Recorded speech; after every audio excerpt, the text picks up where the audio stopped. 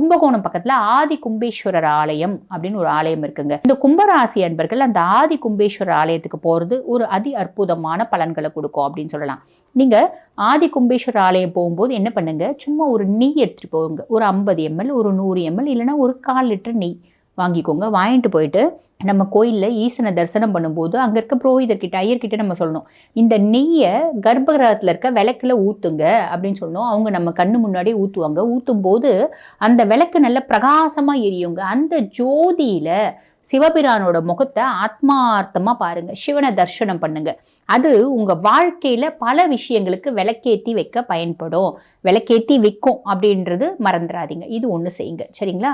அதுக்கப்புறம் வந்து பார்த்தீங்கன்னா, நம்ம பொதுவாக வந்து பாருங்க, சிவ வழிபாடு கும்பராசி அன்பர்கள், சனி தான் வந்து பார்த்தீங்கன்னா உங்களுக்கு ஆதிக்கம் பெற்ற ராசி அப்படின்றதுனால சிவ வழிபாடு மேன்மையான பலன்களை கொடுக்கும். நம்ம மாதந்தோறும் வந்து பார்த்தீங்கன்னா ஒரு பிரதோஷமாவது, அதாவது மாதந்தோறும் வரக்கூடிய பிரதோஷங்களில் உங்களுக்கு என்னைக்கு சாத்தியமோ மாதத்தில் ஒரே ஒரு முறையான நீங்கள் பிரதோஷ வழிபாடு அப்படின்றது பண்ணுங்க, இல்லைன்னா சிவராத்திரி வழிபாடு அப்படின்றது பண்ணுங்க.